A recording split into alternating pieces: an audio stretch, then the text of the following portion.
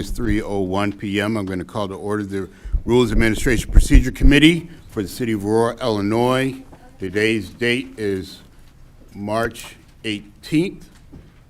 Clerk, can you please call the roll? Chairperson Edward J. Bug. Here. Vice Chair Daniel Barreto. Here. Alderman Javier Banuelos. Here. Alderwoman Shweta Babe. Here. Alderman at-large Will White. Here. 5 present. Excellent. We have a very heavy agenda today. We're going to get right on into it. First, we have the approval of the minutes, 26-0144. Approval of the minutes of the RAP Committee meeting held on Tuesday, March 3rd, 2026. Do I hear a motion? Move for approval. A motion from Alderman Burrell, second from Second. Alderman White. All in favor, please say aye. Aye. All opposed? Ayes have it 5-0. Next, we have public comment. Clerk, do we have anyone for public comment today? Yes, we do.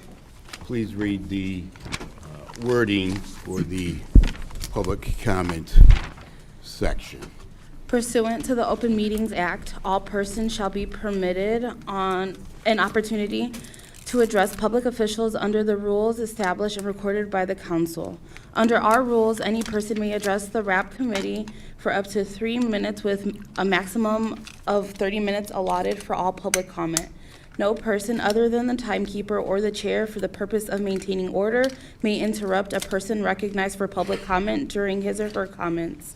Members of the RAP committee shall not engage with nor respond to a speaker during the time set aside for public comments. Staff is directed to follow up with the members of public with respect to any concern raised during public comments. Clerk, please call the first person. We have anonymous Aurora resident.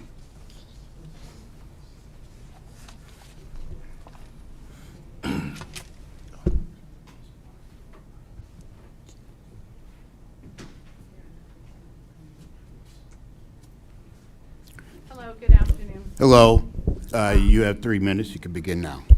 I'm not going to waste time. I just wanted to let all of you know that I'm asking all of you to please pass every committee regarding the topic of data centers and the campaign finance reform and the ethics, but particularly the data center. You have to pass that in its entirety.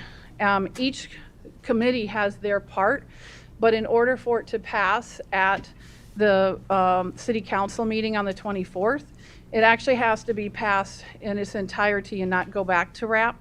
If for some reason any parts of those do fail, then the whole thing will fail. If that happens, then any applicants for data centers to be built in Aurora during that 30-day period, if you default back to using the 30-day extension, then it allows them to be able to go under the old rules, which is nothing. So there's no oversight, there's no rules, there's no regulation. So everything has to be passed, even if you do a skeleton version and then go back and tweak things later. You have to have something that is going to be passed in each of these committees and leading up to the 24th, because if it doesn't go through like that, we have a big problem, because all of those efforts will have gone to waste, because we cannot have any more data centers being a free-for-all. They are bringing in their own crews for construction. It doesn't offer that many jobs. The revenue is not worth it for the residents, because you're basically selling your soul to the devil. In order to get a little bit of revenue, you're compromising the health and well-being and the sanity of the residents who live in that area. It is only a matter of time until we have more and more popping up in other wards. Currently, they're all in Ward 10, but I don't live in Ward 10, but there's plenty of people who do, and they are affected by that day or night. They cannot get any peace, and we also have opportunities for crypto black money as well. I found out last night that a lot of the data centers have some tiptoeing into cryptocurrency and things that are nefarious with that as well. So it does invite a negative element as well. And I implore you to do what you can, because you're here as an advocate for the residents. if people are not listening to the community, because at 3 o'clock in the afternoon, there's not a whole lot of people that can come here while they're at work. So we represent probably thousands of people for each individual that is sitting here today.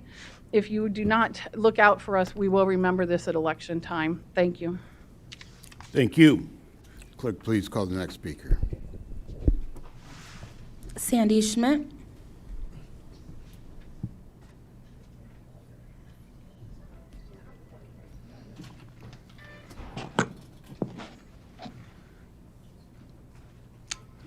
Should I go? Yeah. I didn't hear my time starts now. Your time starts now. Thank you. Thank you all for having me today and listening to what I have to say. I have 5 case studies where developments took a wrong turn and did not benefit the city and, most importantly, the community and the taxpayers. So I ask that you please consider these scenarios when you're approving various regulations and ordinance for the data centers. My main goal here is to make you aware of when residents had input and their concerns were not included in contracts, red flags were ignored, and the city and communities are negatively impacted. Just to clarify, a TIF called tax increment financing. TIFs are not just a flat 23-year contract and can be negotiated. For example, they could be 15 years, and/or we can get a percentage of taxes up front going directly to schools or infrastructure. Real examples. So for Pacifica Square Shopping Center off of Route 59, they got a better deal than the standard. Not only did we give the developer money to improve the location, but he also got up to 1% rebate off of every purchase. So if you go to Best Buy and purchase a TV, 1% of that is going to go directly into the developer's pocket.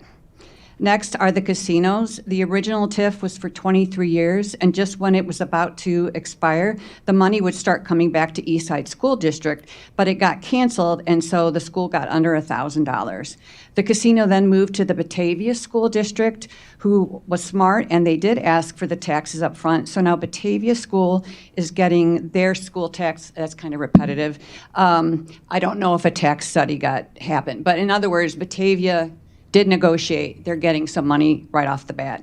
Switching gears, I'm going to go to the subdivision that's off of Orchard and Prairie Street. When this was developed, the Lamar developers had 4 class action lawsuits against them. I brought the information to City Council. Back then, Alex Alexandru was in charge and told council that there was no traffic study until after the project was completed. One of his staff members actually said that when turning on to Orchard Road, it would be a suicide turn lane.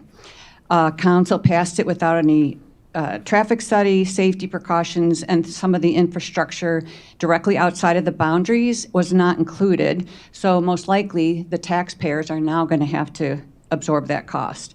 Lastly, and perhaps most closely related to data centers, is HelloFresh. The RAP committee at that time was Alderman Seville, Alderman Franco, and former Alderman Jenkins. This meeting happened September 2020 via Zoom. The alderman asked some great questions. Former Alderman Jenkins asked about the diversity of hires. Would there be a living wage? Your time is up. Thank you. Thank you for speaking. Please call the next speaker. Laura Evans.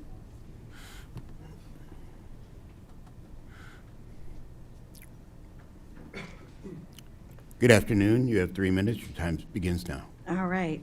I wanted to say I was very proud when you all decided to pass the moratorium. A lot of hard work has been gone into the recommendations that will be presented today. You also have the benefit of our misery. Learn from the mistakes that were made by the previous administrations. What's being presented needs to be stronger. They need to be further distance from the data centers. Do it from the lot line. Don't do it from the chillers. 1,000 feet is nothing. I still hear it inside my house, and they have it wrapped. They have the walls up. It's not far enough. They need to be at least. It's right now 1,000 feet. I think that's a quarter of a mile. It's once around the track. That's the distance between my house and the data center. It shouldn't be that little. Make it 2 times around the track. Let's do a half mile. Let's do something. We'll compromise with you guys on this, but it is not far enough. Same thing with the sound. You're saying, well, we're going to measure it over here and it's going to be 59 and 49, so it'll be lower at your house. Not good enough, because sometimes it's louder by our house than over there, and who's going to sit there and enforce it? So those all need to be lowered. So instead, learn from these mistakes. The property line is kind of, if you want to just judge from there, judge from the property line, not from where their generators are located or where their fans are located. Let's just go property line to property line. Also, our health and welfare. There's a lot of diesel generators going on. Please look out for our welfare. The ORI and MR1, which was discussed at the Planning and Zoning, was dropped by the recommendations by staff. They say it's because they're afraid of a lawsuit. So does that mean you're going to allow data centers to be built in a residential area because they're afraid of a lawsuit? No, you have strict guidelines for a reason. You guys now have an opportunity to set the standards. So do it right. You took the moratorium, you did that 6 months to do this right. You're going to fall short if you don't finish, hit the finish line. Let's get this done right. So basically, we want to make sure that this is all taken care of, it's all looked at. Be better than the standards, set it. Don't disappoint us again, because that's what happened when they came in 2016, 2017, and they promised us we would never know they were there. And that's not the case. So it's great that you're confident that the distance will work. I'm not so confident, especially since it's the same people that had approved this previously. So please be a little bit harsher on the distance and the sound levels. Thank you. Thank you. Clerk, please call the next speaker. Julie Moraz.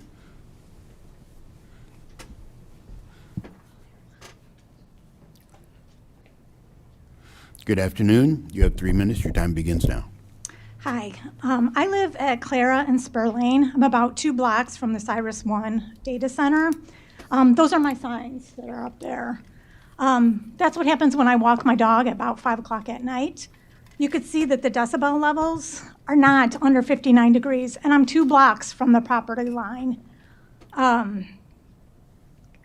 59 is just way too high. I would propose something closer to 49 during the day and 39 at night.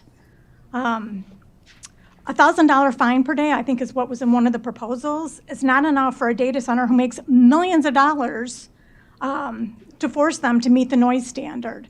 And litigation doesn't even help force them to do that, because we know we're in litigation with Cyrus One, yet I got 73 decibels. 1,000 to 1,500 feet is too close to residential neighborhoods. Like I said, I'm 2 blocks. It needs to be at least a mile, in my opinion. We need some real teeth to force data centers to meet the standards that you set. Aurora, I think, should have an independent company monitor the noise levels and post it regularly, perhaps weekly, on the website, not once a year, which was proposed at one point in time. And we can't rely on a data center doing their own studies, because they'll hire someone who's favorable to them. So if we're making $1 million in revenue from a data center, we should be able to offset some of that cost by having an independent source monitor the noise level. Thank you. Thank you. Clerk, please call the next person. Julie Bay.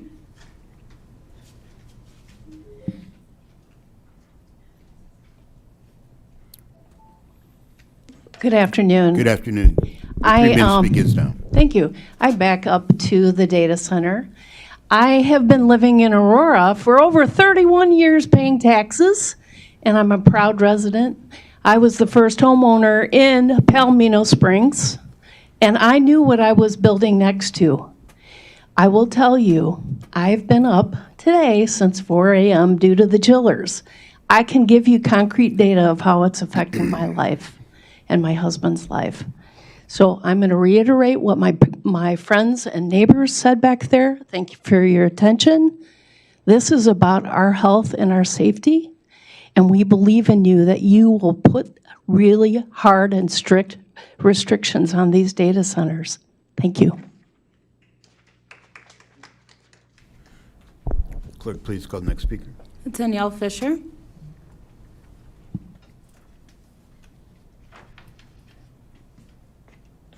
Hi, Danielle Fisher. I just have a few questions and comments based on the last meeting. I don't know if it's too late to add things now, but first I was wondering about the State of the Union impacts, if that's going to impact any of this language, if they're going to add anything about that. They understand the major tech firms are signing a pledge to fund their own power generation, which would be great, so I don't know if that's something that should be incorporated in our language too. With the current overview and draft registars, there's a few things that legal didn't feel that could be changed, and what's trying to be done right now, trying to set the regulations. So, like, we want to do the best we can, so I hate for them to be restricted because they're scared. They want to stick to industry standards, state regulations, but these data centers are an entirely new beast. Now's the time. Aurora is home rule. The city can set standards for other towns to follow. I'm mainly referring to same things people were saying earlier, the lowering the decibels. The regulation states 59 during the day. A resident by Cyrus One told me a constant 50 was not tolerable. Another resident, he's here today, he has a recording of what 61 decibels sounds like in the back of his yard, and that's only 2 decibels over what is going to be allowed. Research has showed that sound is constantly over 50 decibels, has negative physical and mental health effects, and greatly decreases your quality of life. I have a bunch of research if anybody wants it, and some works cited, if I can hand that to anybody. The new regulations require the Tier 4 fans, which are supposed to be quieter, but those can still be heard up to 2 miles away. And I thought it was previously mentioned the decibels are going to be lowered, and then hopefully to be 40 decibels farther away, but like someone else said too, the sound travels, it could be louder. So set stricter regulations now to ensure the Aurora doesn't have another Cyrus One on their hands. The height allowance for ORI is 100 feet, so there could potentially be a monstrosity that's noisy 2 blocks from residential, education, and hospitals with the 1,000 feet that's recommended. And landscaping isn't going to buffer cooling units on top of a building that tall. Plan Commission recommended they only be allowed in M2. I was wondering, is that still going to City Council? Is that going along with the other one where they recommended the all 3? Because with ORI being 100 feet and being 1,000 feet away from residential, that's too close. Again, what everyone else is saying, the decibels are too high, the buildings are too close. Ultimately, they need to be limited on where they go and farther away from residential, and stricter fines. That hasn't been added either. A right to terminate, because they're just going to keep paying the fines. It also didn't appear language was added for any existing ones or approved ones, like to be retroactive or comply with some certain regulations that they actually can. Maybe some, like physically, they can't, but other ones they can. So let's be a leader. That concludes your not a time. follower. Thank you very much. All right, can I give these anybody, the negative impacts on? You can leave them there. Thank you. Clerk, is that the last speaker? Yes, no one else has signed up. Great, thank you. I was a little late. I would like to speak. Sir, no, you have to sign up appropriately. This meeting is noticed 48 hours before the time. With that notice comes how to sign up for public comment. So you will not be able to public comment at this meeting. You'll be able to do public comment at a future meeting, but not this one. Thank you. Okay. We're going to go right on into the agenda. The first item is 26-0157, resolution authorizing the appointment of Dr. Brian Caputo to the Deferred Compensation Administration Committee.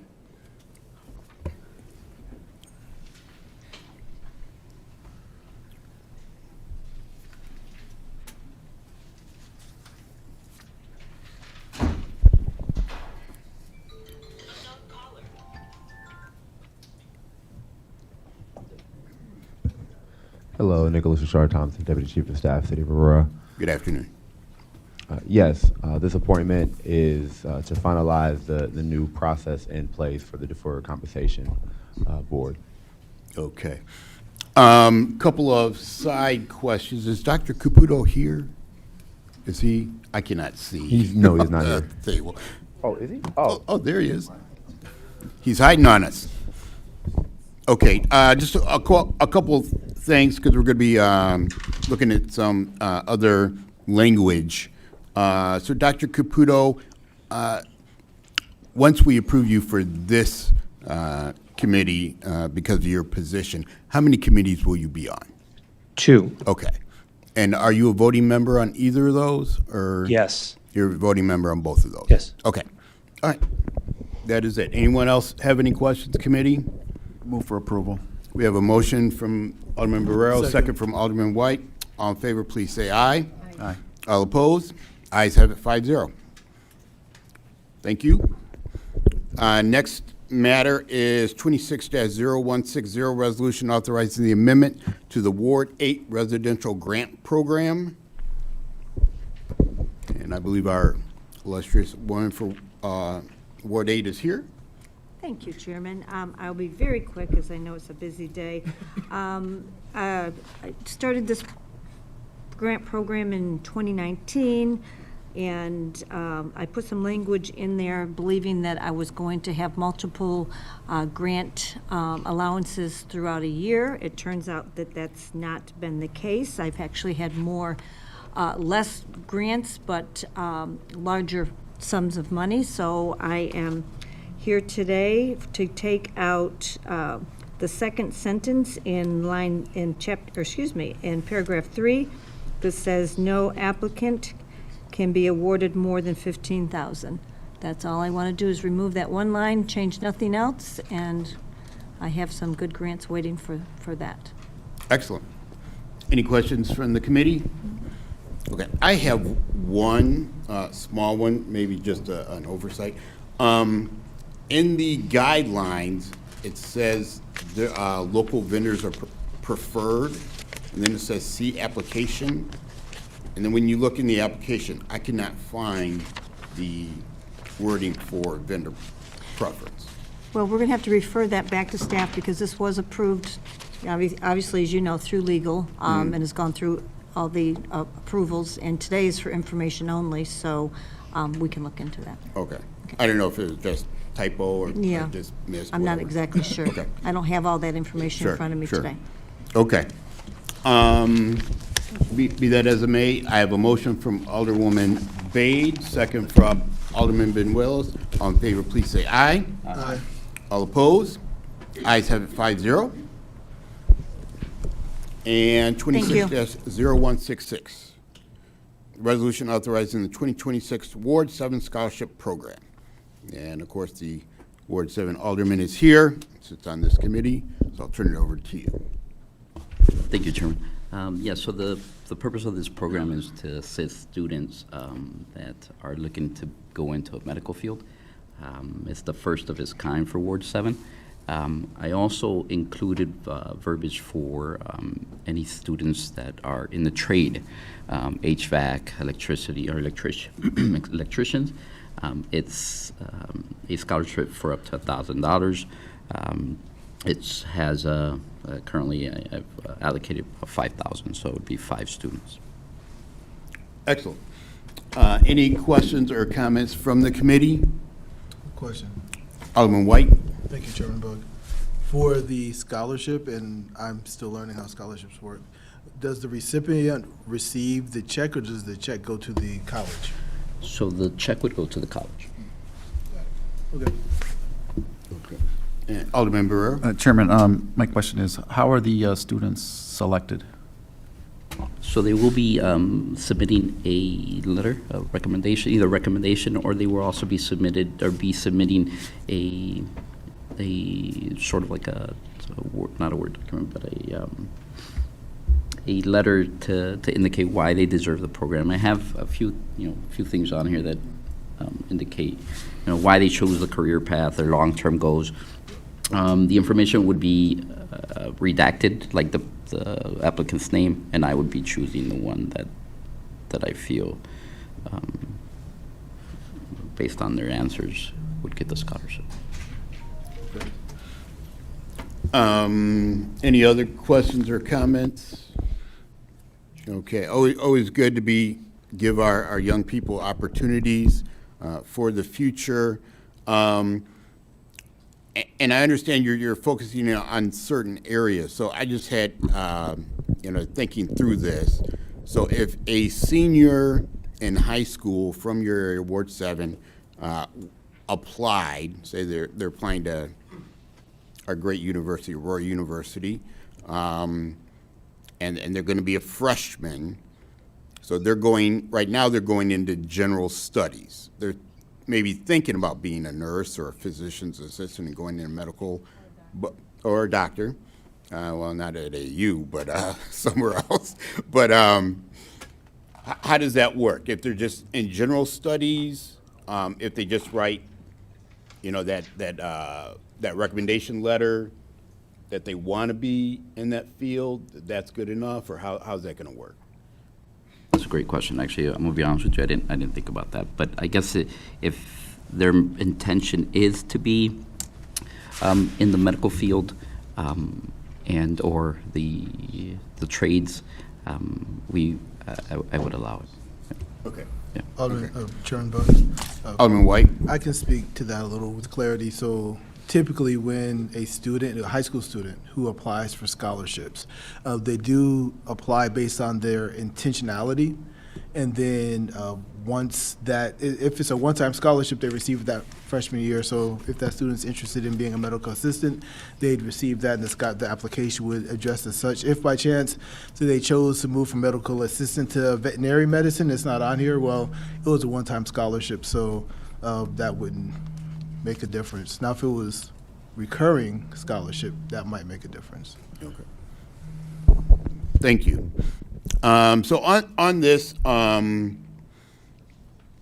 I know you've worked with our chief of staff, you might consider some of this language or adding additional things in there. So it's always good to give the applicants as much information as they can glean, so they know if they would qualify for this or they want to try for another scholarship. So that's just something to consider as you move forward. So do I hear a motion to approve? Motion. We have a motion from Alderman White, second from Alderman Bade. All in favor, please say aye. Aye. All opposed? Ayes have it. We'll say 4-0 on that one. Okay. Keep going on. Next, we have returned items 25-0779, ordinance amending and adding sections 2-185, 15-130, 15-320, 15-321, 15-322, and 15-354 of the Code of Ordinances of the City of Aurora pertaining to the disclosure of economic interest, campaign contributions, and lobbying. Chairman, can I say something? Since we have limited time and the other two health items are time sensitive, they have to go to COW today for sure. So can we take those two items first, the health items? No. No, we've already discussed the order. So we're taking them in order. Thank you.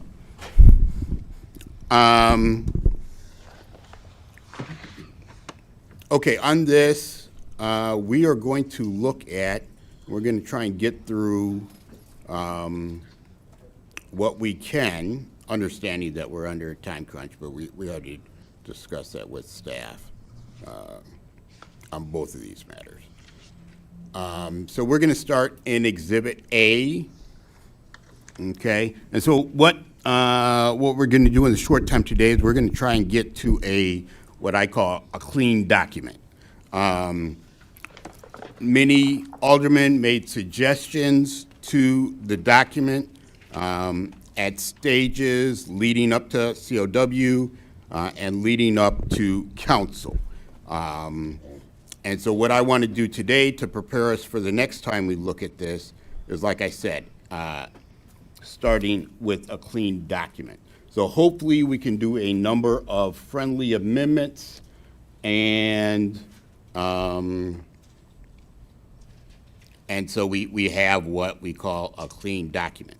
So I'm just going to start on page 1, if you want to follow along, in Exhibit A, in line 12, line 15, line 21, staff, at the suggestion of a number of aldermen, set a number of definitions back to the state code. So you'll see definition of candidate, political action committee, political committee has the same definition as set forth in Illinois election code. And so we wanted everything to make it easier for everything, and people put in comments to make these things the same as the state code. So I will ask, and we're just gonna go one at a time. So on these matters, setting these definitions back to the state code, do I have a friendly amendment with no objection from the committee? Any objection Chairman, I have a question. on these? On this, we are looking at Exhibit A, Yes. right? So at the City Council, we approved Exhibit B with Barreiro's amendment. And we are looking at a new document which was, like, this should be the starting point. How come we are going to another document? Who made these amendments? Like, can we get the names that these amendments were made and added to the document? These suggestions were made by staff. Staff. After, and you have the highlighted, that's why I said in Exhibit A in there, you have the highlighted suggestions. Yours is next, actually, from the council. This is the highlighted one. This is the Barreiro amendment that was approved by the City Council last Tuesday. Mm-hmm. And now we have another document to start with staff recommendation. Is that correct? I'll have Chief of Staff to comment. Shannon Cameron, Chief of Staff. So the Barrero amendment was to send disclosures back, then later we sent the whole thing back. By Chair Bug, sent the whole thing back to RAP. Yes, but that was approved. That version was approved by 7 votes. Right, but then That should be the starting point. So upon council can speak, this was the discussion that we were, since the whole thing was sent back, the whole thing was going to be looked at again, not just disclosures. You just want to look back at disclosures? Yes, because this was the approved one by the council. Correct. And It wasn't approved, though. 7 Just votes were there. Yeah, no, so just so we're clear, so there was a main motion made at the city council to approve the ethics ordinance. That motion was amended by Alderman Barrero. The amendment to the main motion was accepted by the city council 7-6. The main motion was never voted on, so the ordinance did not pass. Instead, Alderman Bug referred it back to this committee for discussion. During the discussion between Alderman Barrero's amendment being accepted by the council 7-6, and Alderman Bug's motion, there was discussion about sending the disclosure part and then the ethics part back to RAP. Alderman Bug suggested just sending everything back to RAP. Whether or not you want to start with Barrero's proposal and work through that, or start with the beginning of, I guess it doesn't, to me, it doesn't matter what you start with. We can, start with either document, but I think what Alderman Bug is trying to do is to get a clean document so we can discuss all the aldermen's amendments together. Alderman Bade, you may be technically correct that we need that Barrero's amended the main motion, and so you can work with that. But I think it will be a confusing discussion that way, because then you have to put in all of the staff recommended changes in order to get a clean draft of what, to achieve what Alderman Bug is trying to achieve in order to discuss all the different amendments. So I think because this was approved as it is, going back to the original Yeah. with some changes, that should be the start point. And anything else that is recommended by staff is separate out of this document. This should be the starting point.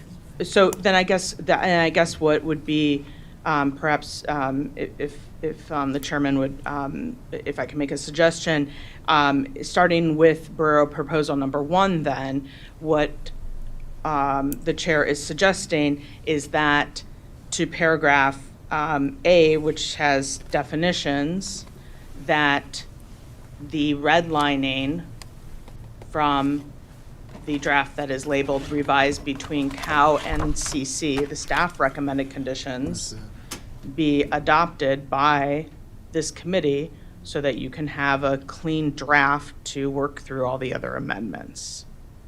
So it gets you to the same point. It's just a little messy, sausage making, right? So we're working on sausage making. So it's a little basically, messy getting through. What was approved, now the staff is putting all the language that was removed back to the document. That's what I'm not understanding. So all it is the document that came through RAP previously, right? So a document came through RAP previously.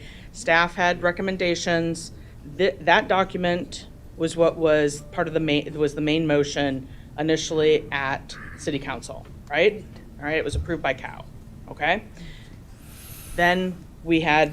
Hey, can I clarify? I'm sorry. There was changes between COW and council that were recommendations made by people on the dais that we added between COW and council, but those were taken into consideration when you drafted Alderman Barrero's amendment, correct?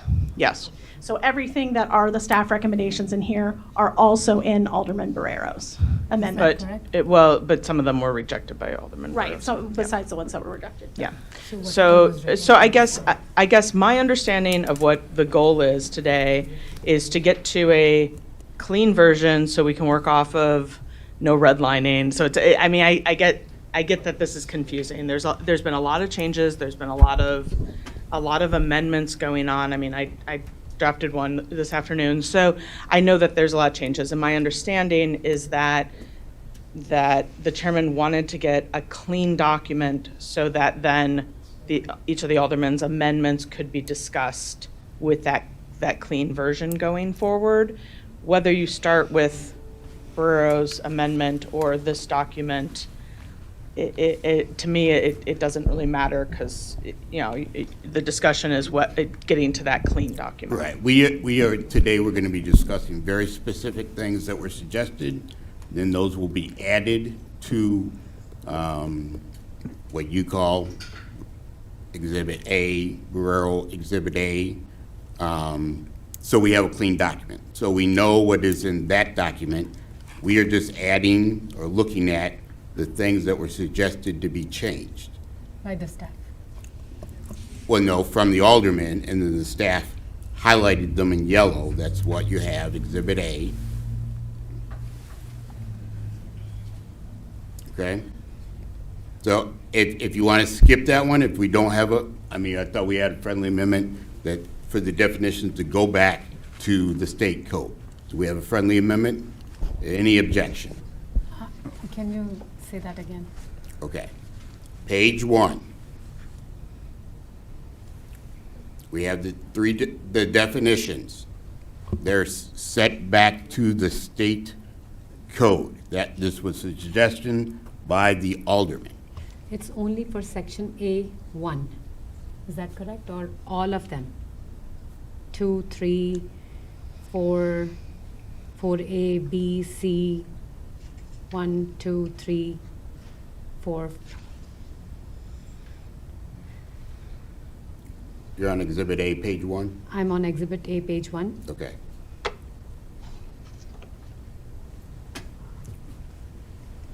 Definition of candidate. So that is just 3 lines, 12 to 14. Yes. according to Barrero's amendment, 15 through, all these lines are different. 15 through, next page, 3, 4, all of these were removed. 5, 6, and 7. So 3 lines are being added, or the whole 7 pages? We're dealing with page 1, Yeah, these 3 definitions. That's it. just 3 lines. The definition of candidate, the definition of political committee, line 15, and the definition of political action committee. We are setting them back, as it says, on line 15 and 16, same definition as set forth in the Illinois Election Code. That's all we're doing right now. So everything before immediate family, number 4. On page 2. No, we're on page 1. We're not going to page 2. We're going to go to page 2 in a second. Okay. I want to make sure you're on the right spot, okay? We're on page 1, nothing else. We have a friendly amendment to have this definition, political committee, and these definitions as the same as the state code. We have a friendly amendment on this page right here, these 3. Chairman? Sir. I have a question. So right now, without this, what are we dealing with if this is not added? So if this is not added, the definition is, as used in this section, the following terms are defined as follows. Covered persons mean a person required under section 4A-1.15 of the Illinois Government Ethics Act to file a verified written statement of economic interest with the county clerk with respect to the city, excluding those persons required to file such statement. I'm sorry, I need to stand closer. Thank you very much, Alderman Smith. It's the language that's crossed out there. So it starts with the covered person means a person.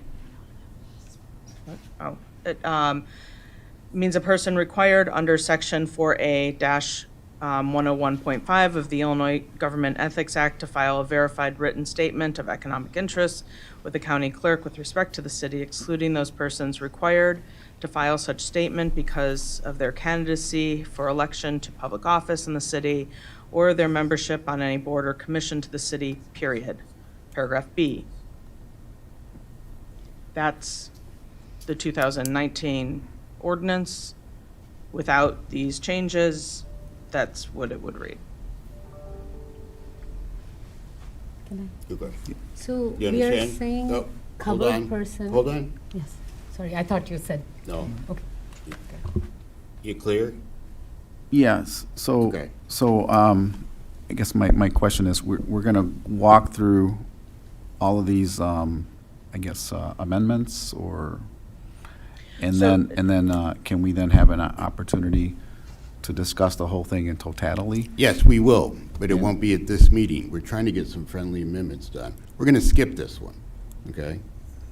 I mean, And- I think that would be good just to walk through what the proposed changes are, just so that we understand what's all here. Yeah, I think that would be helpful. that's what we're doing. Okay. Page 2. Chairman, just one quick question on this. There are 2 different terms, covered person and candidate. So we are defining covered person as well as candidate according to this red line, which candidate will be defined according to 15-130. We'll take that So- up at the next meeting. Okay, We're not going to have a friendly amendment on this matter. okay. We'll go to the next one. Page 2. Line 3, immediate family. This was suggested by an alderman to add the 5 words there and highlighted over the age of 18 years old. I believe it was suggested by a member of this committee. I would ask that we have a friendly amendment to add in that language there. Do we have a friendly amendment without objection? Okay, we have a friendly amendment without objection. We'll add in over the age of 18 years. The next one is on page 3. Another suggestion by an alderman. This is ownership of real estate, the highlighted section. We will only be collecting the city and state of real property located within the corporate limits. A alderman requested that we strike common address and tax parcel number as stated in line 16. Everyone see that? Do we have a friendly amendment to add or strike that without objection? Friendly amendment? That is passed as a friendly amendment. The next one is page 5. It was discussed at great length to move our date to May 1st, and the clerk gave comment on this. So that disclosure shall be made. Page 5. We skip 4. We're just doing the yellow? We're just doing the yellow. We're not doing anything else. These were the suggestions from the alderman that we could get done today in our shortened time. Frequency of disclosure reporting period, disclosure required of covered persons under paragraph annually on or before May 1st of the year. It reads it here, May 1st, also reads it on page 6, line 1. City offices, if city offices are closed on May 1st, reporting period shall be extended until the next day that city offices are open. So again, this is just moving our January date to May. That's a suggestion of the alderman and the clerk. Do we have a agreement on a friendly motion without objection? Friendly moment without objection. Okay, that also passes. And there is one other one regarding the lobbyists. I want to take a additional look at that, so we will not entertain that under a friendly motion or a friendly amendment. And that is all the time we have to discuss this matter. So, Chief of Staff, if you can take those friendly amendments, add them in at the request of the alderman, then we will have a cleaner document, not a clean one, but a cleaner document to discuss next week in conjunction with Alderman Barrero's amendment from. And I'll put the amendment in the Lodge Star Council. item too. I did email everyone that's here. Thank you. Yeah. Chairman Bug, may I ask you a question? Certainly. Clarification. What I'm understanding, and please correct me if I'm wrong, is what you've just gone through is put back the original language of 2019 back into Chapter 2, with the exception of aged, the 18-year, that and the one time a year. Am I correct? No. Okay, good. Please tell me. We put in 4 clauses into the whole document, which is what we partially passed at council. So we're just adding verbiage to clean up those sections, and then we'll be able to entertain that further here at RAP and then at COW. So these were sections that different aldermen had questions about and suggestions. There were, I think, good suggestions. The staff included them after talking, and so we wanted to at least incorporate them now and not take up hours at COW or council with these things that we can pass on our friendly amendment. Okay, so thank you. But in agreement with Alderwoman Bade. When we pass something at council, that's our starting point for us. Today's starting point was something different than any of us were aware of. So that, and not asking for discussion, I'm just explaining. I'm totally on board with making these adjustments and making these, but we all got to kind of be on the same page, and you could tell two of your aldermen were not. So there was some complications there. So it's a very complicated process. And when staff is making changes during the time when only aldermen should be making changes, complicates it even further. So I know that we want to make these adjustments and we want to make these amendments, but I don't think that at this point in time, staff should be doing it as well. This should be left to the aldermen at this point. They've done their job. Okay. My opinion. Okay, no, I appreciate that. So, I mean, I think, and it's a little bit of semantics, for the staff, whoever, the staff or the clerk or whatever, for them to type something in a Legistar and highlight it doesn't mean it's law. It means it's a suggestion for usually the committee to look at and consider. So those, like I said, I just wanted to get through those because I felt like they were easy. They could be passed on friendly amendment. Usually the person who suggested them already spoke to other members on this committee and or myself, and we felt like those were good things. That we take information from only people over 18. Everyone was pretty much in agreement, and we didn't need to hash that for a half hour in COW. Agree. So, May I just say one more thing, and then I will be done? I just want to inform this body that due to the fact of the way that this ordinance came to us through our mayor's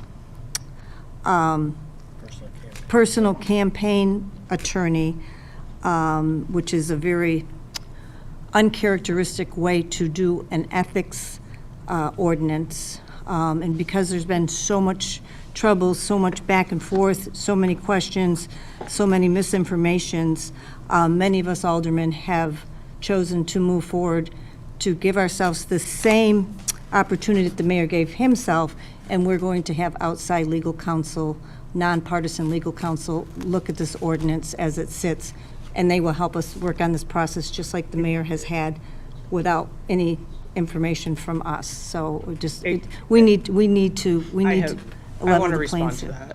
that, if I may. So first of all, I want to clarify something. Ed Mullen was retained by Rick Veenstra by the city. We have a retention agreement with him. He was retained by the city for the purpose of drafting this ethics ordinance. He drafted it. He was unable to finish it. He had some personal health issues. I took it from there. So really what's in front of you is really my work. I have experience in municipal law. I also have quite a bit of election law experience. Okay. So what is before you is really my drafting, okay? That is not To what we the were extent- told. That is not what we were told. Well, he did told us begin that, the- He told us that it was put together by his attorney, his legal, or excuse me, Okay, well, his I'm- campaign attorney. It's on I'm on clarifying record. because I, to the extent that Ed Mullen was involved in the process, he was supervised by Rick Veenstra and by me. And frankly, I rewrote probably 80% of what was presented. I just said So- we want campaign reform. We're just, because so many things have, this is so. I understand that. I Okay. want to clarify Yeah, the misinformation. I'm just providing the information. I'm not And asking for also, permission. although the aldermen can seek their own personal attorneys in your personal capacity, We know that. you cannot seek attorneys in a official capacity. That's something that falls on my office. Alderman Bug, may I speak? yes, So the briefly. concern when we talk to the attorney is, and this is common sense, you should never be in charge or participate, as was mentioned by the mayor, in a document that basically is going to affect your candidacy and your governance. That would be the opposite of ethics. So when the mayor says that, That's a concern of ours. So we want to alleviate that concern to make sure things were done properly, because if I got my attorney, I'm making an ordinance that involves me, I can't be the judge and jury. That's just common sense, national law, state law. So this is our concerns. This is why we're getting the attorney. If we find that's not a problem, perfect. If we find it's a problem, then we're going to bring it to the committee and let them decide. So that's what we're doing here. This is just to make sure that somebody that's participating in ethics ordinances is not the judge and jury. That's pretty simple. That's clear cut. Nobody would ever argue that. So that's why we're doing Well, it. thank you. I appreciate that. The 12 elected aldermen of the judge and jury. So we make the amendments, we draft it. If we want to change it, we do that. And that goes for anything. So it doesn't, to me, it doesn't matter where the attorney came from. If they make a suggestion, then they make a suggestion, but we make the decision. And that's the way it's always been. So there's no problem then having that attorney give their opinion, Okay. because if that's the way we're going to go, that's the way we're Alderman going to go. Franco, I just think that we're would be a done prudent thing discussing for us to do. We got other things to discuss, so, It was a courtesy. I apologize. okay. So, Chairman, yeah, I just wanted to mention one thing. Since this was the past one at the city council, can all the changes come in this document and not a new document? we'll discuss that with chief of staff. Okay. They're the ones who upload it. I don't upload anything. So, yeah, we'll discuss that in between now and the next RAP meeting. Anything else? No, we're done with Thank you, this. Chairman. Next item, I lost my place. Held item 26-0112, ordinance amending Chapter 49, Code of Ordinances, City of Aurora by modifying Section 49-103-3, definitions, and 49-104.3, conditional uses and structures with regards to data center facilities.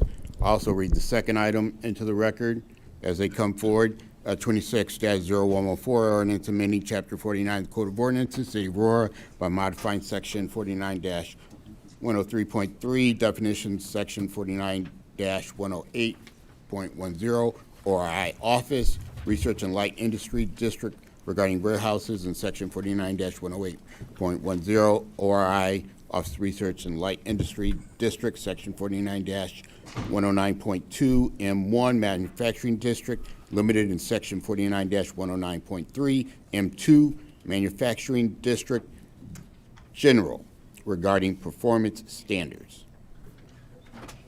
Ms. Curley, you have the floor. Thank you, Chairman and Alder people. I'm John Curley, Chief Development Services Officer for the City of Aurora. I have a presentation that combines actually 4 items that you see on your agenda, 2 of which were heard previously by RAP. But as we were amending the 2 that you're hearing today, there were some things that we decided were prudent to move to things that you've seen before. So I will touch on all 4, but kind of quickly through the ones that you've already seen before. So again, touching on the reason we're bringing all these 4 items here, staff was seeing a very large increase in the amount of data centers that we were being approached with. And as you recall, we put a moratorium in place to allow staff 6 months to evaluate our regulations. We had determined that we do need to adopt some regulations. And this slide talks about the need for the moratorium, the pause we put in place for the moratorium, which was 180 days. That 180 days ends next Tuesday. We are proposing these 4 amendments that you have in front of you today. And again, important to flag, the moratorium will expire on March 24th. We are prepared, should we not be able to hear these 4 items on the 24th, to extend the moratorium. That moratorium had a 30-day clause within it that we can enact to give council some time if it's needed, 30 days, without a formal extension to council of a further extension to council request, should that be needed at a later date. And as I mentioned, we are poised to do that as we speak if we need it. This is just a timeline of the progress that we've been through. We're here at RAP.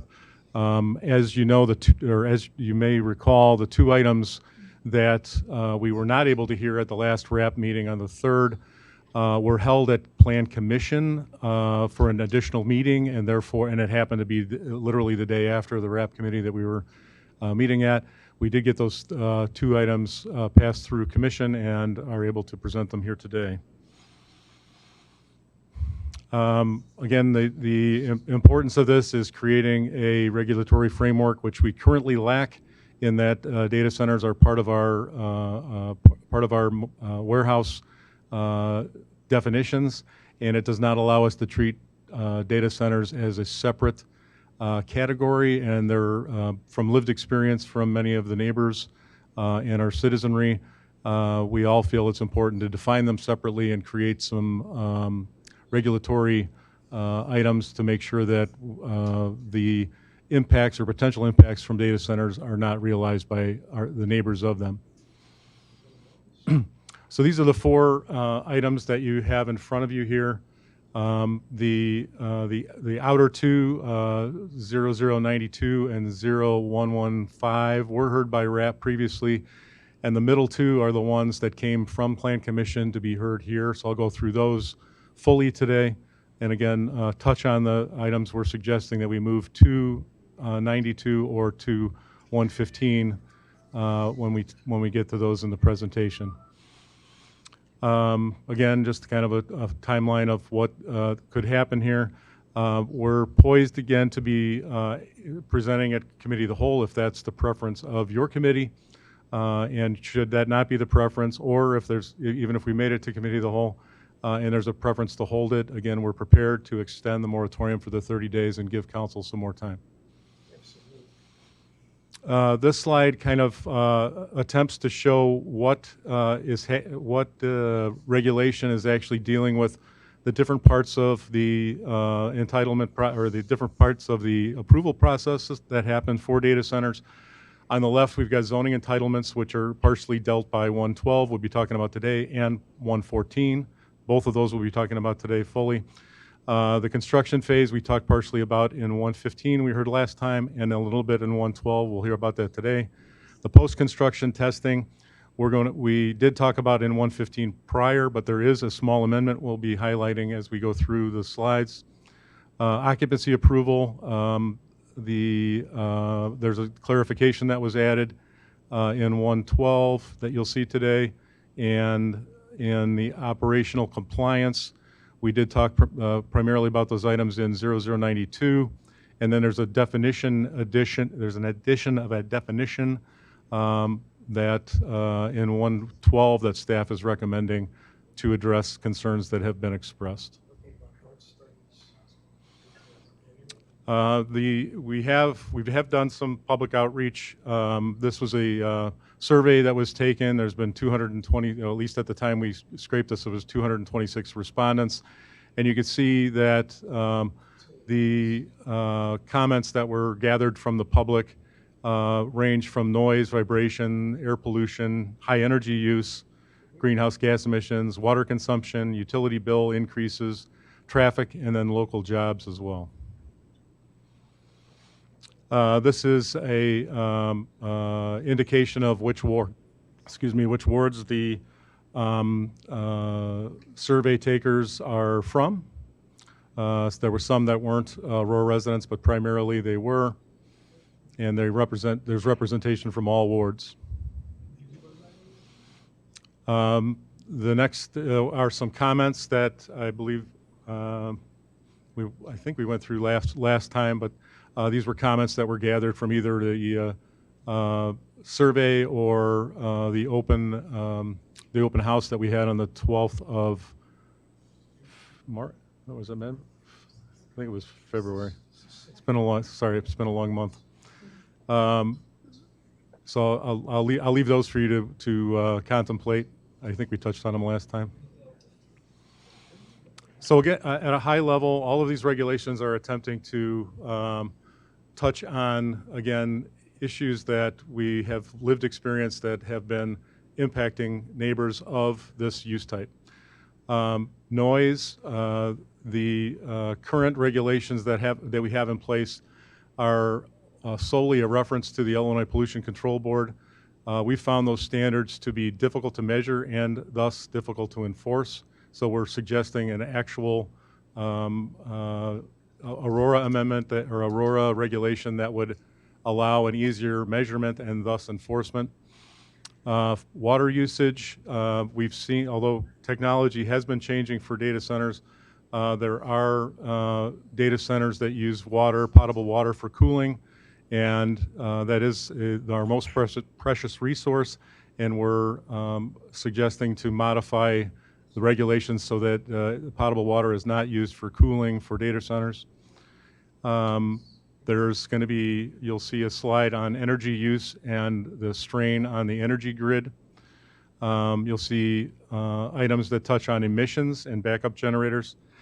Additionally, items for privacy and AI protections for data within data centers, and then transparency.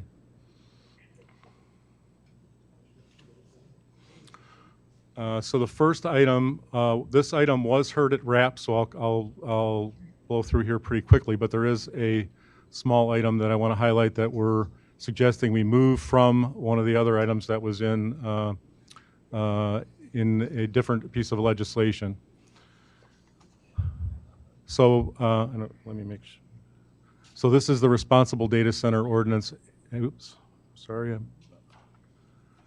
And Data Center Privacy Protection Ordinance. The Legistar item is 0092, and if you look at the attachments, Exhibit A, dated March 16th, is the item that I'll be talking about now. So again, we touched on the ordinance. This particular legislation. Mr. Curley? Yes. Let me stop you here real quick, because I don't want to get too far afoul. The actual agenda items are the two new ones. Okay. So just for our purposes, go back a slide, please. Sure. Just so we have it on the record. So 26-0092 is actually not on our agenda. So we're just going to treat these as information only for the record, just so there's no confusion with anybody or anybody says anything about us discussing it. So we are considering this item and the other one as information only. I appreciate your Please highlighting continue. that. Thank you. So I will touch on the items that we are, as staff is suggesting, as modifications for clarification from what you saw before. Those are the items that are in red here. We're adding some language that helps to distinguish performance standards between pre-2026, April 1st, 26 entitlements and later established entitlements. And then after some deliberation back and forth, the testing limitations on emergency generators that we've talked about, we've suggested moving to this piece of legislation instead of where we had housed it in prior suggestions. So it's the same discussion points that we had at commission, but it's not in the same location.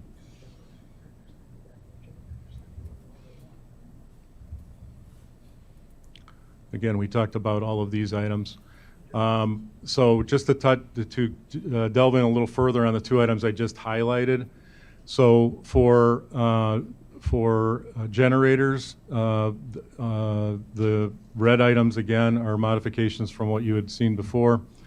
We're suggesting that we add all generators providing backup power for data center facilities, developed after April 1st, 2026.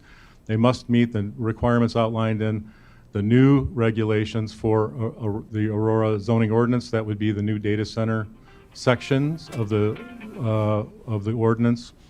That being said, the following passage, unless the generators are supplying backup electrical supply during a power outage, the testing of generators, regardless of whether they are installed before or after April 1st, 2026, may only occur between the hours of 9 and 5, Monday through Friday, and not on holidays with no more than 2 generators operating simultaneously.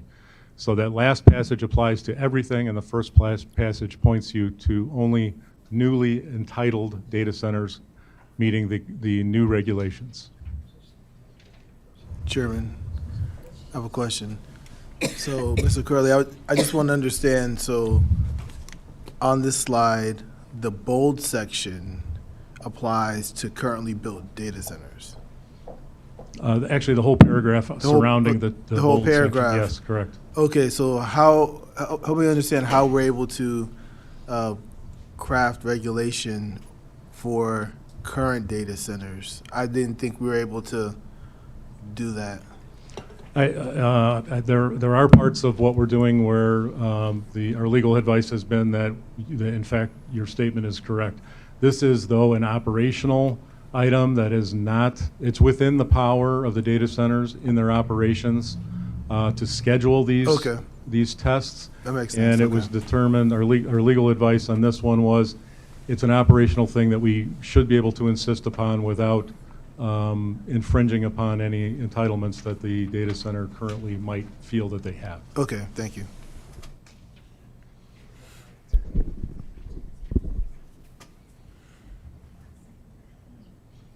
I think that may be. Oh, and this was just a clarification on the effective date. It essentially did the same thing, but it was clarifying the actual effective date of April 1st, 2026. And we touched on all of that. So those were the modifications that we're suggesting for the 0092 that you heard before. The next item is in fact on the agenda tonight. It's 0112, first time you're hearing it. This is being passed to you, from Planning and Zoning Commission. And there are going to be some highlighted items that staff is recommending, slight differences from the recommendation from Commission. I will highlight those as clearly as I can. Again, this would be Legistar item 26-0112, and I'm looking at Exhibit A entitled Revised Staff Recommended Language as dated March 13th. Okay, thank you, Mr. Curley. And again, this will be, for our purposes, information only, 26-0112. I think this one is one of the ones on the agenda, I'm sorry. Or it is? Yeah. Oh, okay, I went up too far. All right, thank you. Continue. No, thank you. Okay, so as I indicated earlier, currently data centers are permitted under the warehousing uses within our current zoning ordinance. In order to separate them, as we've mentioned even during the moratorium request, we are proposing a definition for data center that you can see here. I also neglected to mention that you should all have like a 12-page Excel table that's printed out. I tried to make the text as large as I could.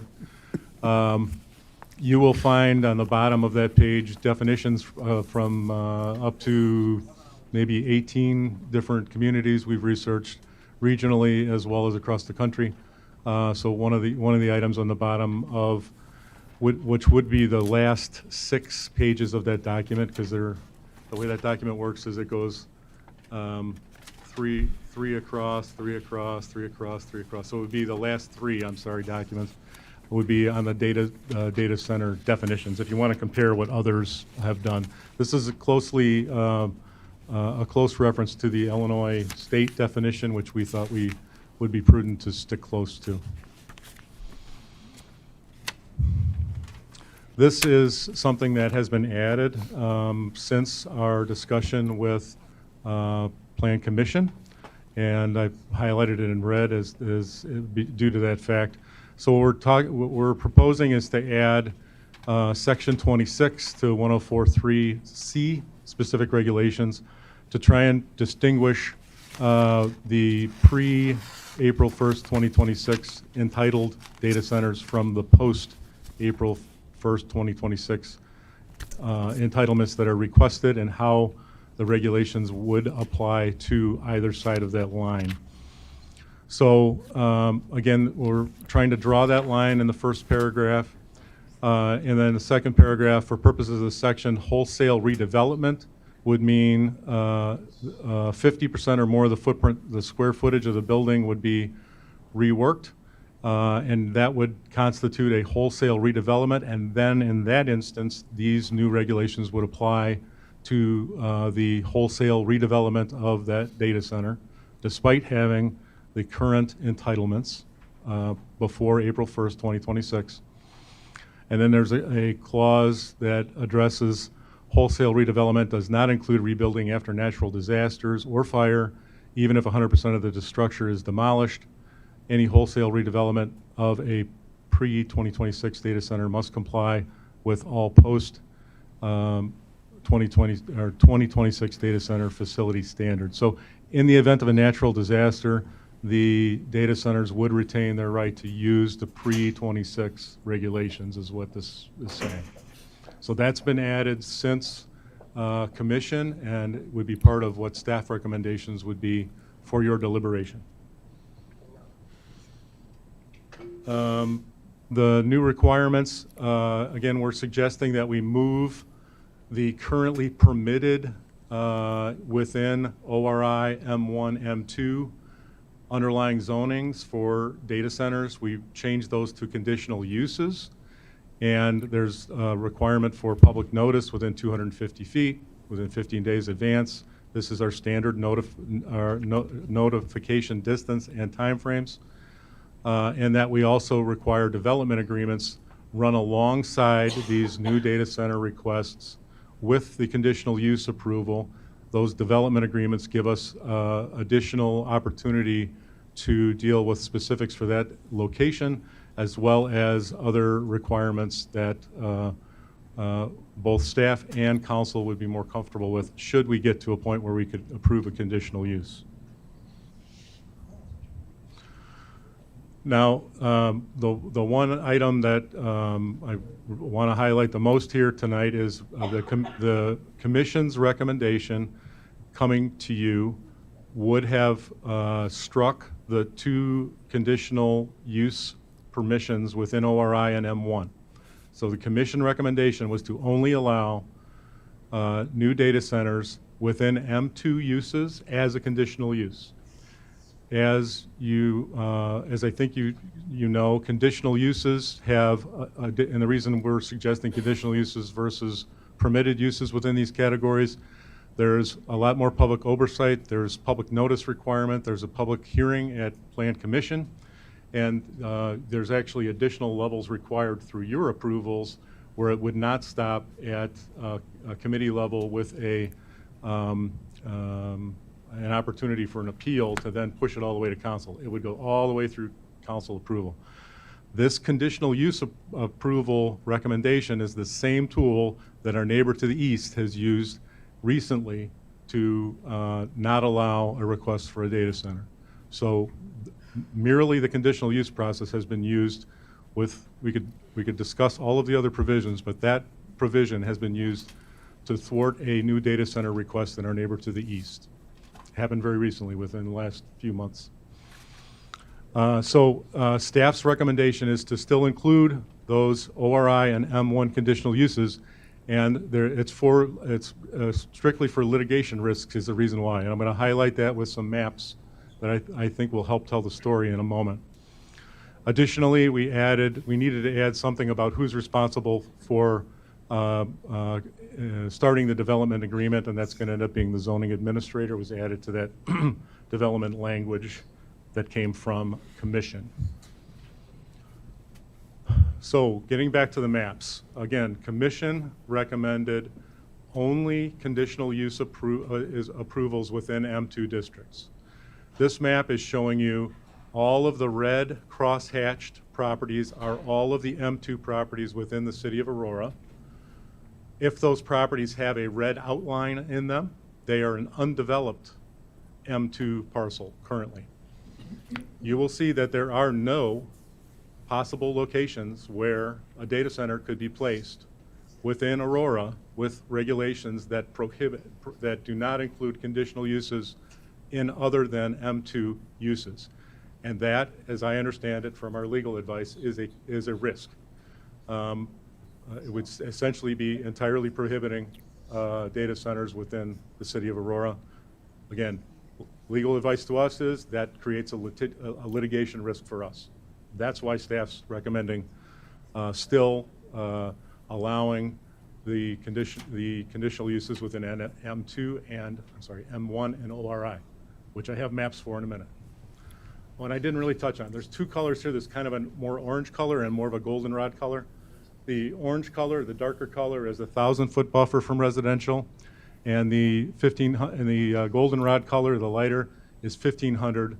And what this is we took our amorphous shape of all the residential properties in town and then extended a boundary around all of those to create those boundaries. So that would show you where properties could exist. And data centers are not permitted in other use types. The other thing I need to flag here in addition to that is, because it made things much more complex, this is strictly buffers from residential. Our ordinance proposal also would restrict distances next to schools and next to hospitals as well. That would add another layer of things that might actually prohibit some of these uses. But this told the story well enough without getting even more complex, we thought. So this is the M2 map. Okay. This would be the M1 map with the same parameters. The red hashed areas are M1. The red or vacant M1 parcels, not a lot of those left.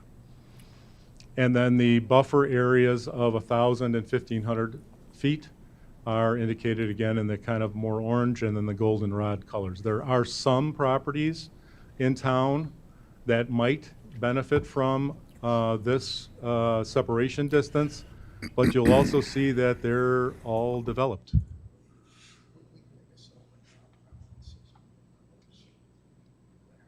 Okay, I'll move on to the ORI. Again, same methodology here. ORI is the blue hashed areas. You can see that ORI zoning has been developed much more along along the tollway. The blue hashed is the ORI. The red outlines is vacant ORI, and then the same methodology with the buffer distance of 1,000 and 1,500. I do want to point out on this map that there are two parcels on the far west side of town you can see here. The most western one is the southwest corner of the tollway and Orchard. That is wetland and undevelopable. It happens to also have underlying ORI zoning. There's also a parcel, the next one to the east of that is in a park, warehouse, an ORI district park, where the detention facility for all of the buildings that are there is in that lot that's highlighted there, also not developable. The next one to the east is the Swami Temple, and they've always been very protective of their line of sight from the tollway, and have not, as long as I've been here, have not expressed any interest in development further other than religious uses on their parcel.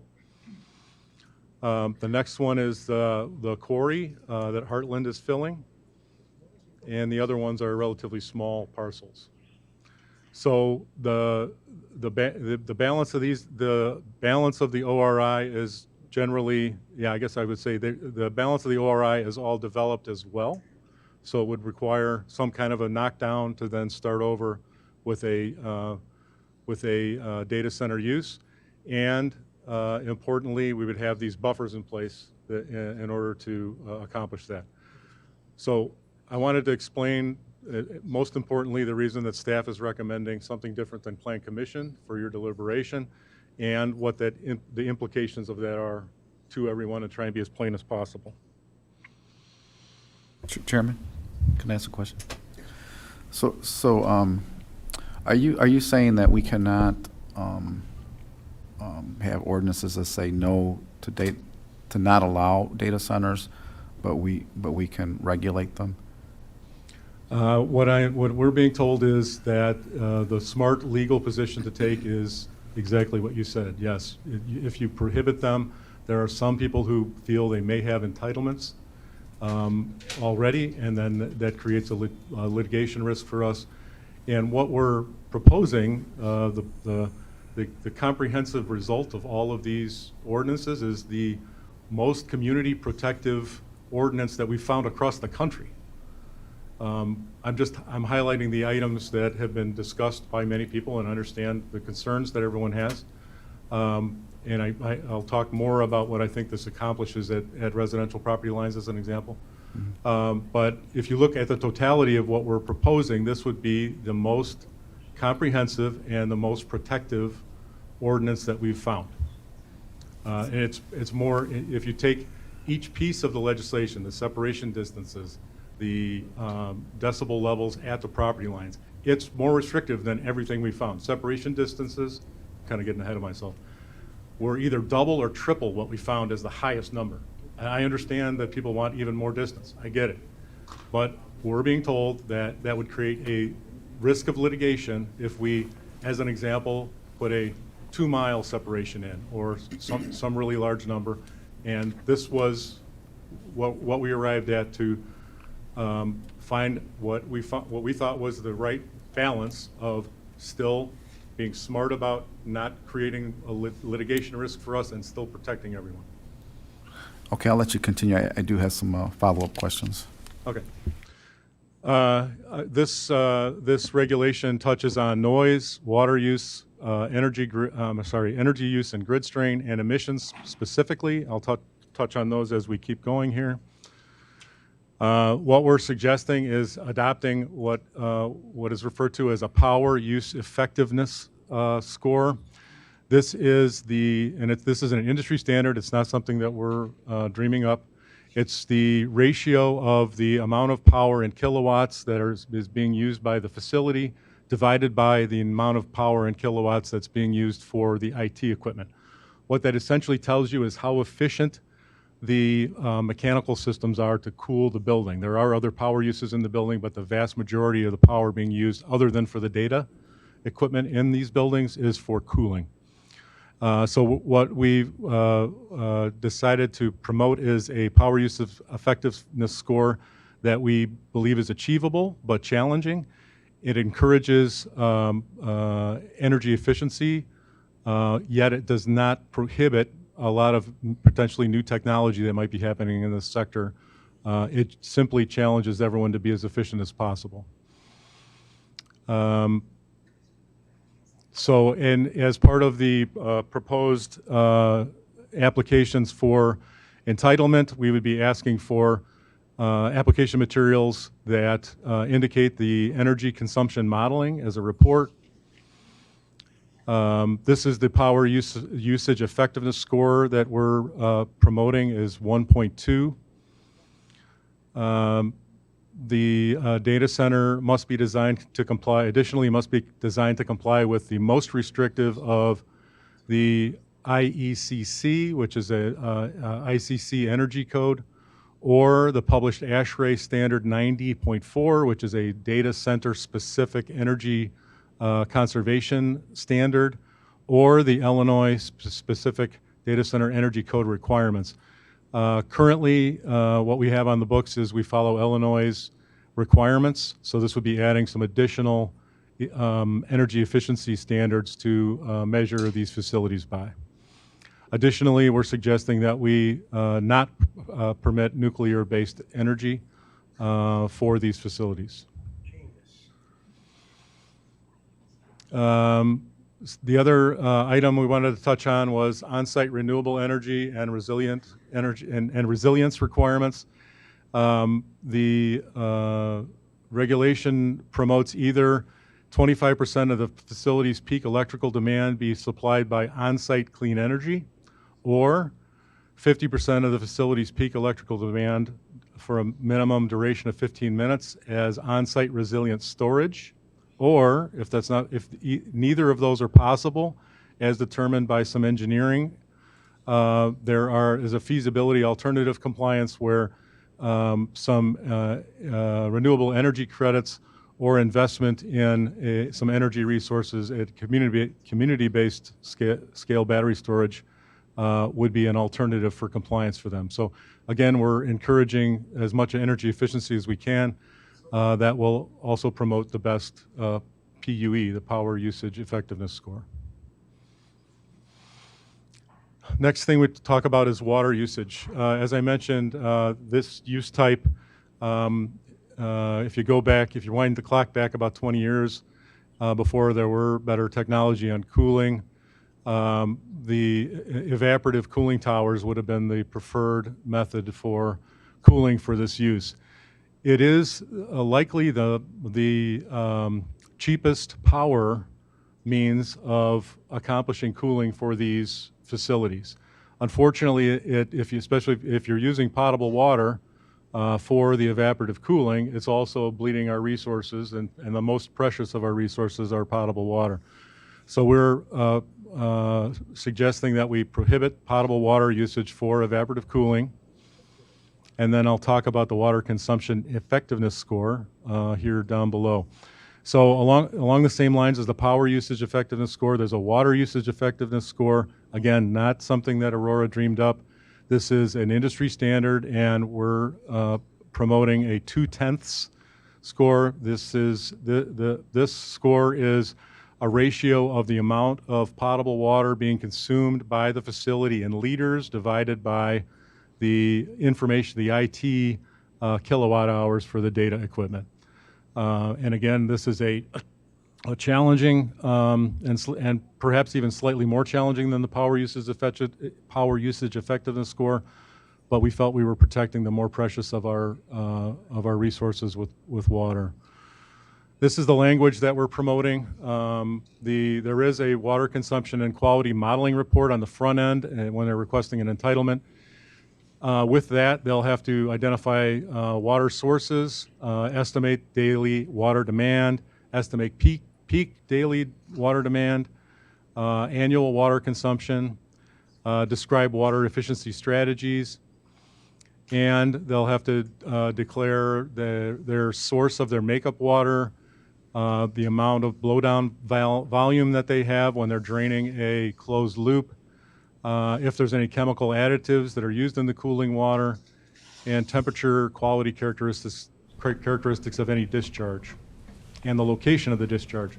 So as I mentioned, we're prohibiting evaporative cooling. The technology that primarily is being used in newer data centers is a closed loop system for cooling. Most of those items I highlighted towards the bottom of that paragraph were information that we've gathered for closed loop, maintenance of closed loops. They do have to be drained and refilled at times. We're interested in how frequently, what happens to the discharge. Does it have glycol as an example, a very common additive? What happens to that afterwards? So that's what all that reporting is about. Chairman, can I ask? Yes. John, we are prohibiting contaminated discharge of water. Yeah, if there is discharge of water that is considered a contamination, we will have a problem with it, and they will not be permitted to do it. Yeah, we're not creating new legislation defining contamination, but clearly, if their solution to cooling involves something that violates an IEPA regulation, as an example, it will not be accepted. So how will this be regulated, enforced, tested, fined? Is the city department going to check the contamination of water? We are going to be asking for annual reporting. There are additional opportunities for testing on site should we think that there's an issue. This has already happened without city regulations before in town. When we've run into issues with industrial waste, as an example, Fox Metro has even required what they call an inspection manhole with the ability to do regular testing as well. So the company will be doing the testing, not the city? If there was a problem, the city or Fox Metro would be involved in the testing process. How will we know if there is a problem? If they are producing the report, how will we know it's consistent? Well, all I can tell you is right now I don't have legislation proposed that addresses cities witnessing, I guess, perhaps is what you're suggesting for the discharge. Yes. Okay. That's not in here now, just so you know. Can we include that, please? I will discuss it, figure out if we can do it, and then make a suggestion So, Okay. all right. Let's stay there. So, what are you suggesting on the testing? So they're prohibiting certain kind of water usage, but there will be allowed, some water usage will be allowed, but when the company is discharging it, it could be contaminated, and who's responsible for testing and saying that this water, which is coming back to our wells as well as our ponds, it's good. So we should have a test from city, maybe annually, that this water that they are discarding is okay to be discarded on our land. Okay. I could add a little clarity to that. So a discharge from a closed loop system like this is not permitted to go to any pond. It is treated as sanitary discharge. That's an Illinois state law. And both we and Fox Metro would have an opportunity to regulate it if there was a problem. Okay. And the other type of water that they are using, you had mentioned at BZNE? A glycol system, perhaps? Yes. So we do have some data centers in town currently that use a glycol loop system.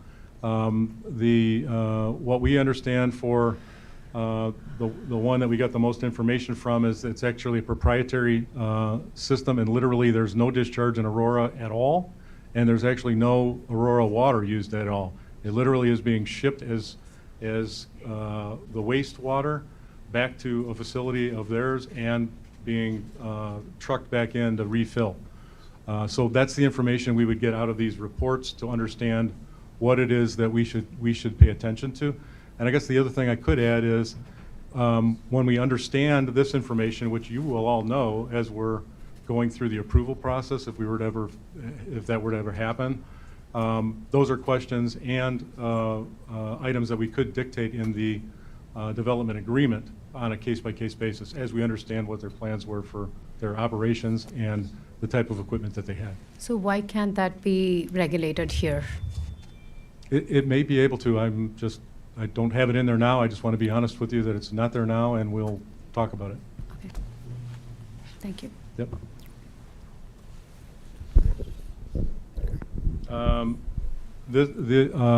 As I mentioned earlier, the data centers currently have to comply with the Illinois Pollution Control Board requirements. That's by reference within the current zoning ordinance. We are proposing some new standards from Aurora, and these are some of the sound modeling and testing requirements that we're proposing. We'll also get into the sound intensity and the separation requirements in a minute as well. We're just starting with the compliance monitoring for now. So we're requiring a baseline third-party engineer provide a pre-development sound study, a third-party engineer provide sound modeling. We did have comments from the public, and we've tried to address in the second two items, but I want to highlight here. A modeling study is a virtual study of sound from a computer model. So it's not very simple for us to model a virtual computer model.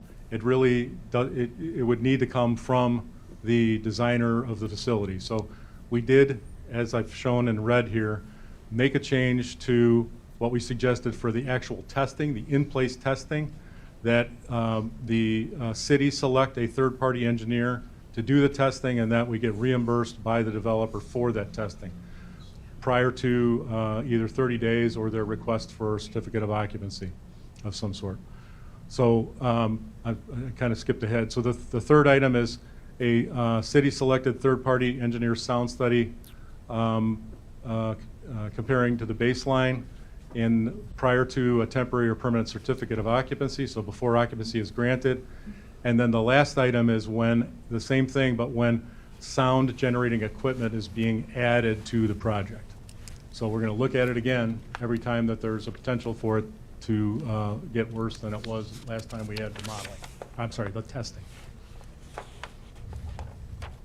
So here's the actual language that we're proposing. Noise mitigation through separation distances. You heard some public comments about this again today. What we're suggesting is roof-mounted equipment that's when chillers. Then I'm sorry. Let me step back. There's two types of sound generating equipment on these sites. One is chillers and one is emergency generators. Different kind of sound, different kind of problem, frankly. Chillers are running 24/7, so it's a constant noise. And emergency generators are running when power outages occur or when they're being tested or maintained. So the chillers themselves, what staff is promoting is a 1,500-foot separation from the screening of the yard to residential, education, or hospital use lot lines. Again, the exhibit I showed you, the map before, only had the residential lot lines shown. That 1,500 feet is fully 3 times more than other separation distances we found across the country or regionally. And we also, unlike other communities, thought it wise to split out roof-mounted chillers from ground-mounted chillers because our lived experience tells us that the roof-mounted chillers are more problematic. We believe partly because they can be higher than the canopies of the trees that we're using for both visual and potentially for noise screening. For ground-mounted chillers, what we're suggesting is 1,000 feet minimum screening, and that is fully twice what we found from other communities, and that those yards and all of that equipment is required to be surrounded by full-height attenuation screening. For the emergency generators, what we're suggesting is 1,000 feet separation from the screening to the closest residential lot line, or residential, education, or hospital lot line, sorry. We're prohibiting emergency generators on rooftops, and again, requiring them to be fully surrounded by full-height attenuation screening. I should highlight attenuation screening is not simply reflective screening like precast walls or masonry walls. The attenuation screening is a manufactured product with perforations and absorptive materials within the wall to literally absorb some of the sound rather than reflecting it. It's the best way to try and mitigate sound. And as I mentioned in an earlier slide, we're suggesting that we move the testing and exercising limitations that we had shown to Plan Commission, which were here during the Commission discussion, to the Responsible Data Center Ordinance, partly because we felt we could apply some of it to the existing facilities, as we discussed earlier.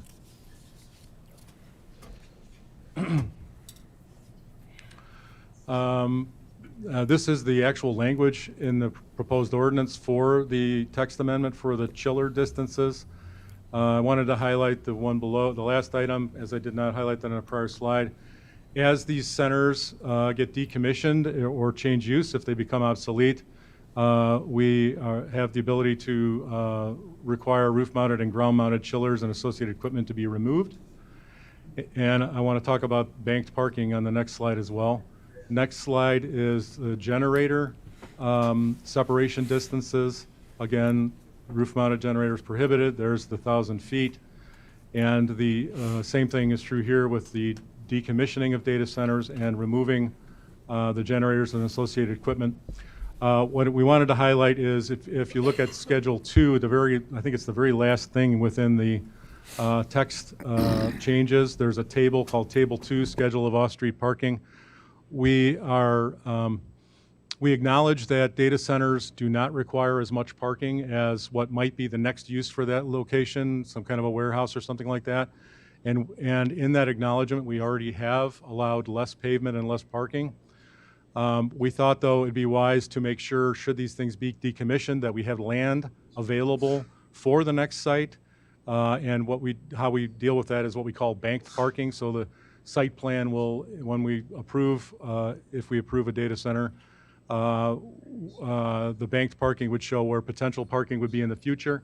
That also does give us an opportunity to do more screening and more landscaping. So for several reasons, we like both the banked parking idea and the opportunity for additional buffering on their site. Now on to noise intensity. This is both the suggestion and the language, because it was pretty simple. The noise standard we're suggesting is at the facility's property line, 59 decibels during the day, 49 decibels at nighttime. Again, you've heard some comments here tonight, as we've heard several times in public testimony. Staff believes that that threshold, 59 and 49, will result, due to the separation distances that you've heard about on prior pages, to a 40 decibel daytime. Mr. Curley? Yes.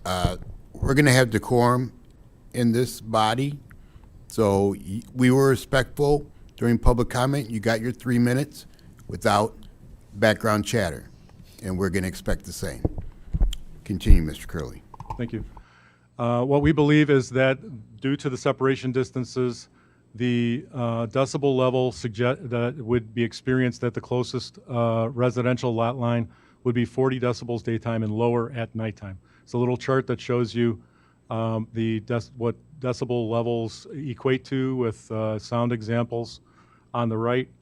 And it's also important to note that one of the reasons we're measuring at the facility's property line is we will be requiring them to monitor what's happening on their site, and the closest location they can do that is at their property line.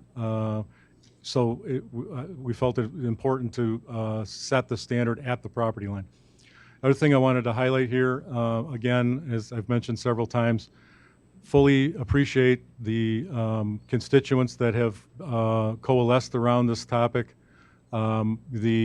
Your persistence has drawn this topic to bring us here to this point, which is important, and staff fully supports us adopting new regulations. We believe we need to. But it's important to understand that the current situation at the locations that the location that everyone is a neighbor to is not compliant with these standards, and they're actually spending millions of dollars to become compliant with the Illinois Pollution Control Board standards. So correlating distances from the current facility that's non-compliant with not only these suggested regulations, but the regulations that the state has, which is a lesser standard, I don't know how to exactly correlate those two things. Staff believes that this standard will result in 40 decibels daytime and lower nighttime. That's how we arrived at these numbers. And these numbers were additionally, and I guess I should point out, we had an open house on February 12th. We presented some separation distances and some decibel levels. Both of those have moved in a direction of being more protective for the community after we had public comments. Not that council couldn't decide it needs to move more, but I just wanted to acknowledge that we have been trying to listen to what our constituents are telling us, and this, I believe, results in the 40 decibels as I've suggested. This is the actual language that accomplishes the screening for the rooftop and ground-mounted mechanical equipment. Vibrations is another topic that we're addressing, and has also been a lived issue with some of the neighbors. We are suggesting a separation to residential, educational, hospital use lot lines again. We're proposing 1,000 feet of separation. Again, the emergency generators are required to be surrounded by a full height attenuation screen, and as I mentioned on a previous slide, the testing and exercising of those generators is limited, and we have moved that to the ordinance 260092. Here is the language that addresses that. Wanted to highlight on this slide that there is a requirement for continuous vibration monitoring at a spacing of not less than 500 feet along property lines that are within 1,000 feet of residential, hospital, or educational uses. Mr. Curley, how many more slides do you have?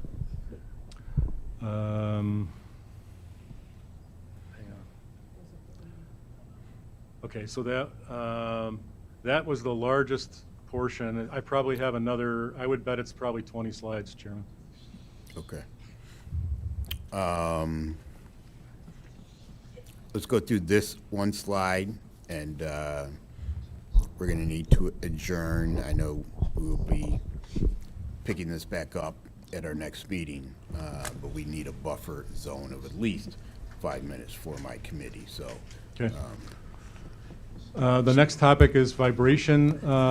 Again, these are the items this is the new regulations.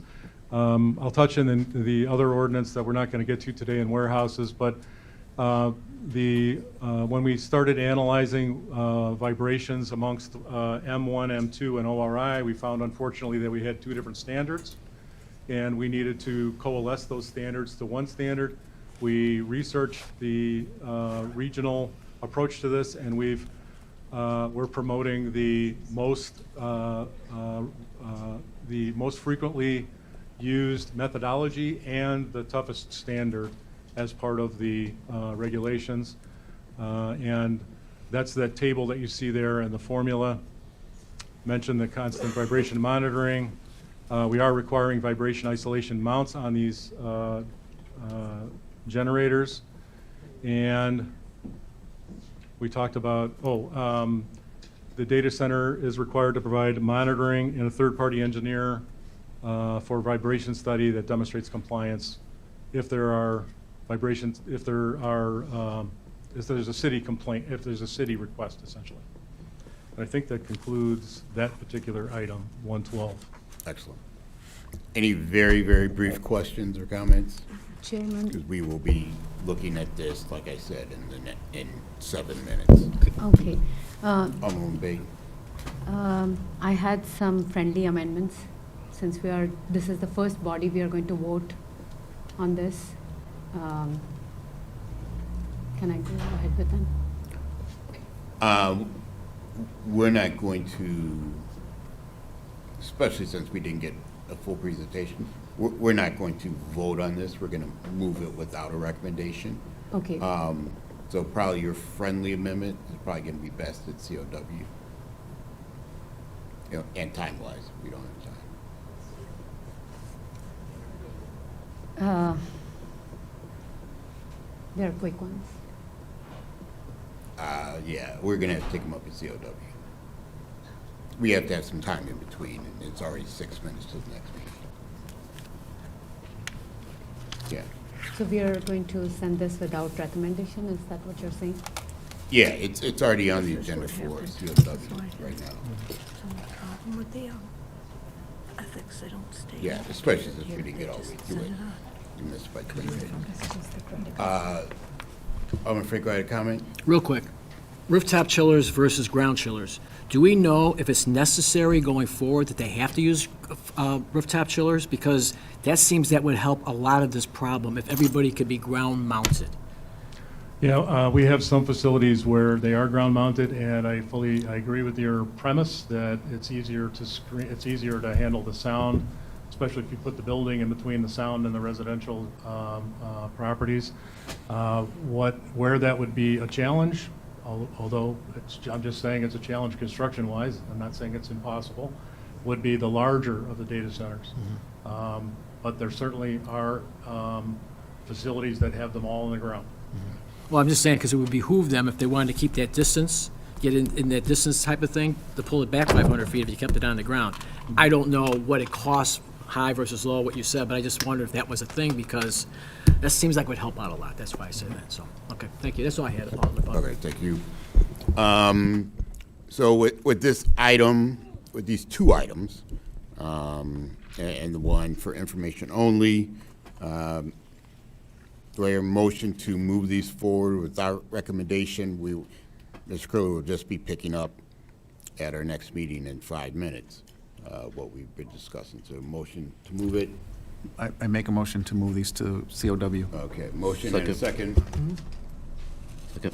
Alderman Benuelos, all in favor, please say aye. Aye. All opposed? Ayes have it 5-0. Motion to adjourn. Alderman White. Second. Second. Alderman Burrell, all in favor? Aye. Aye. We are adjourned at 4:56 p.m. I saw our mayor walk in. I'm sure he will give the committee at least enough time to stretch your legs. See you in 3 minutes.